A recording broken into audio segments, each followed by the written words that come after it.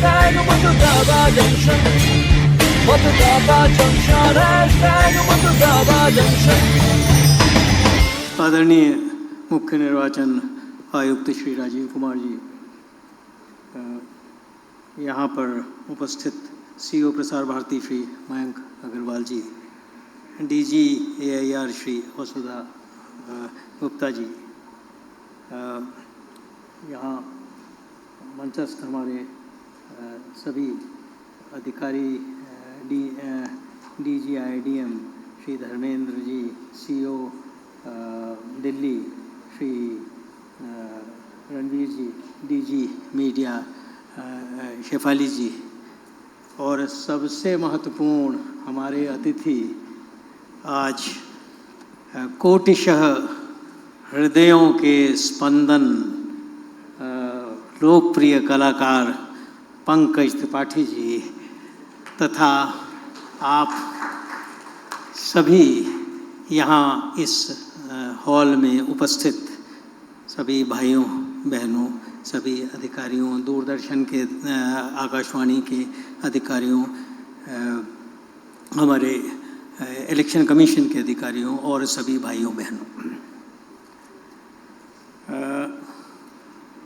जब ये देश आज़ाद हुआ, मैं इतिहास से ही प्रारंभ करूँगा, जब देश आज़ाद हुआ तब उस समय 16% केवल हमारी साक्षरता थी और पूरी दुनिया इस विशाल काय देश को देख रही थी कि इनके यहाँ तो लोग जो नाम लिखा होगा उसको भी नहीं पहचान पाएंगे, ये कैसे लोकतंत्र चलेगा, इनको जो मैसेज देंगे वो मैसेज पढ़ भी नहीं पाएंगे।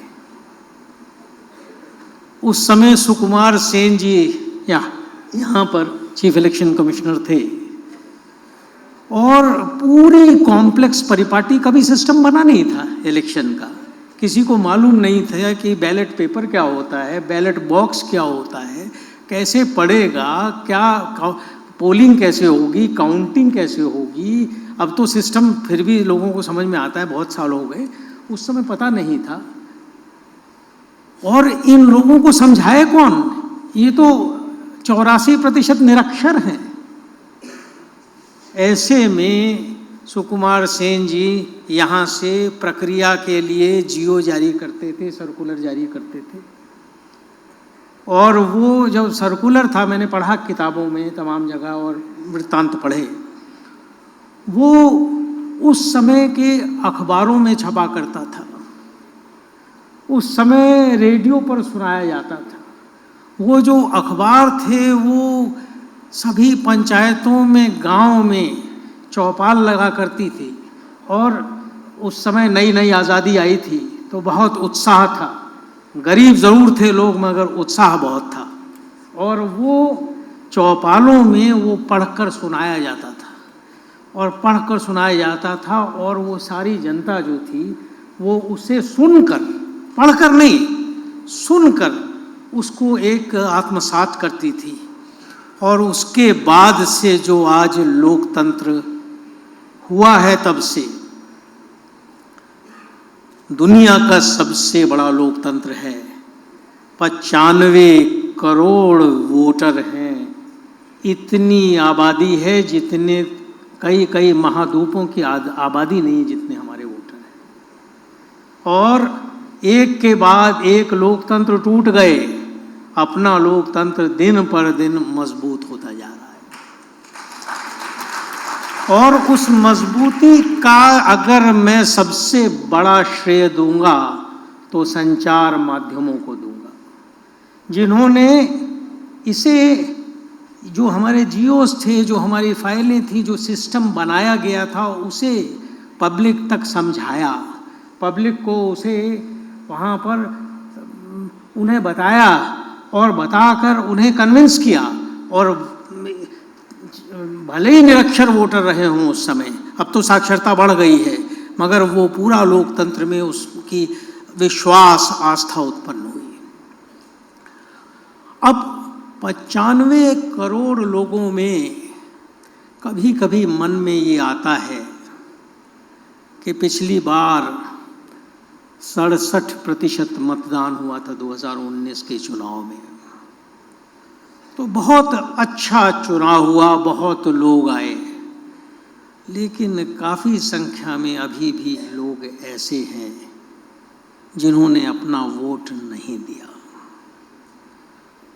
उस वोटर तक पहुंचना चाहता हूं, उस वोटर से बात करना चाहता हूं और समझना चाहता हूं कि उसने वोट क्यों नहीं दिया। पंकज जी ने कहा गांव में तो वोट देते हैं, शहरों में वोट नहीं देते। निरक्षर लोग तो वोट देते हैं, पढ़ा हुआ आदमी नहीं वोट देता है। तो भाई ऐसी क्या कारण है, और क्या उससे वोटर से गुफ्तगू की जा सकती है कि तुम लोकतंत्र तुम्हारा है, वोट किसी को भी दो मगर वोट तो दो। और जैसे पंकज जी ने कहा कि जब सरकार तो बनेगी ही, मगर सरकार आपकी सहमति से, आपकी सरकार आपके सहयोग से बने, आपका उसमें योगदान हो, तो उसमें मैंने गवर्नेंस इन एंशिएंट इंडिया लिखी है किताब, गवर्नेंस इन मॉडर्न इंडिया भी बेहतर होगी उससे। तो निश्चित रूप से इसलिए अब इस वोटर तक, वो चाहे गली में हो, चाहे कूचे में हो, चाहे खेत में हो, चाहे खलियान में हो, चाहे फैक्ट्री में हो, चाहे ईंट के भट्टे पर हो, चाहे चौराहे में हो, ऐसी जगह जहां मैं नहीं पहुंच सकता, आप नहीं पहुंच सकते, वहां कौन पहुंचेगा? कैसे उस वोटर तक हम अपना संदेश दे पाएंगे? कैसे उसकी व्यथा हम सुन पाएंगे? ये हम लोग इस पर विचार कर रहे थे, मंथन कर रहे थे कि किस प्रकार से हम लोगों का स्वीप का कार्यक्रम चलता है, तो स्वीप में हम कैसे उस वोटर तक पहुँचे। सोचते रहे। बचपन से जब मैं सोता था तो उस समय एक कार्यक्रम आता था, हवा महल। आप में से बहुत सारे लोग हवा महल सुन के सोए होंगे। प्रायोजित कार्यक्रम आते थे, गाने जब आते थे तो बिना का संगीत माला पर गाने सुने हमने। तो मुझे ख्याल आया कि अगर सबसे बढ़िया संचार का माध्यम हो सकता है जो गांव में, खेत में, खलियान में, सब जगह वहां पहुंच सकता है, वो आकाशवाणी हो। और आकाशवाणी ये ज़रूरी नहीं कि अंग्रेजी में हो या हिंदी में हो। 230 चैनल आपके हैं प्रादेशिक भाषाओं में, उनकी लोकल डायलेक्ट्स में, बोलियों में, उनके लोकल जो रीति रिवाज संस्कार वहाँ के हैं, उनके एक सम्मिश्रण के साथ। और अभी हमने कार्यक्रम देखा, मतदाता जंक्शन का एक ट्रेलर देखा, तो बिल्कुल सहज भाव में किस प्रकार से अपने विचार व्यक्त करना, और विचार व्यक्त नहीं करना बल्कि उनसे वो विचारों को फीडबैक भी प्राप्त करना। तो बहुत ही मुझे लगता है ये उचित कार्यक्रम है। हमें युवाओं तक पहुंचना है, उन्हें हम इस बार अभी तक तो साल में एक बार होता था, अब साल में 4 बार हमने ये कहा है कि उनका वोटर रजिस्ट्रेशन हो सकता है।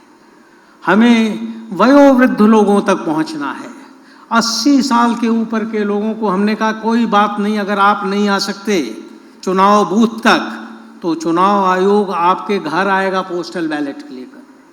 दिव्यांगजनों तक पहुंचना है, प्रयास करेंगे कि आप स्वयं आए। ये चुनाव जो है, चुनाव नहीं, चुनाव का पर्व है, वहाँ आएंगे तो हम आपका स्वागत करेंगे, आपको जो भी सुविधा दे सकते हैं, ट्रांसपोर्ट की व्यवस्था भी करेंगे, व्हील चेयर भी देंगे। फिर भी नहीं आ पाएंगे तो आप हमें एक बार केवल इंगित कर दीजिए 12D फॉर्म में, चुनाव आयोग अपने आप चलकर आपके यहाँ वोट लेने आएगा। तो हमें वहाँ तक भी पहुँचना है, हमें महिलाओं तक पहुँचना है। एक समय था जब 34-35% पहले इलेक्शन में वोटिंग हुई थी, अब की तो 49% वोटिंग हुई है महिलाओं की। और वो 18 स्टेट ऐसे हैं, 18 स्टेट जहाँ महिलाओं का प्रतिशत, चुनाव प्रतिशत पुरुषों से ज़्यादा है, 18 स्टेट। तो महिलाओं को, निर्बल वर्गों को वहाँ पर वल्नरेबिलिटी मैपिंग हम करते हैं, वल्नरेबल सेगमेंट्स तक पहुँचना है, सुदूर अंचलों तक पहुँचना है। हमारे सीईसी साहब जो हैं वो 3 दिन ट्रैक करके वहाँ हिमाचल के सबसे सुदूरतम पोलिंग बूथ पर एक संदेश देने गए थे कि सुदूरतम अंचल तक भी हम लोग जो है वहाँ पहुँचेंगे। मैं स्वयं धनुषकोडी पहुँचा था, सबसे फारदेस्ट पॉइंट वहाँ पर, कि सुदूरतम अंचलों में हम जाकर वहाँ भी प्रयास करें कि कोई भी वोटर छूटने ना पाए। इस प्रकार का जो हमारा संदेश है, आकाशवाणी से बेहतर कोई भी माध्यम नहीं हो सकता है, और चुनाव आयोग ने आकाशवाणी पर अपना पूरा विश्वास जताया है। मुझे आशा ही नहीं बल्कि पूर्ण विश्वास है कि अगली बार हम जो हमने 2019 में चुनाव प्रतिशत किया था, उस चुनाव प्रतिशत से बहुत ज़्यादा जाएंगे, और हम उन लोगों से गुफ्तगू करेंगे जो वोट नहीं देते हैं उन्हें। जैसे पंकज जी ने कहा कि मैं जहाँ भी मिल जाता हूँ तो उसे एक न एक आदमी को एजुकेट ज़रूर करता हूँ, तो हम उसे एजुकेट करेंगे। उसका अगर कोई झिझक होगी, कोई संकोच होगा, तो उसे दूर करेंगे। वो दिन दूर नहीं जब इस देश में 100% लोग मतदान करेंगे। तो इसी आशा से मैं पुनः आप सभी का अभिनंदन करता हूँ। धन्यवाद।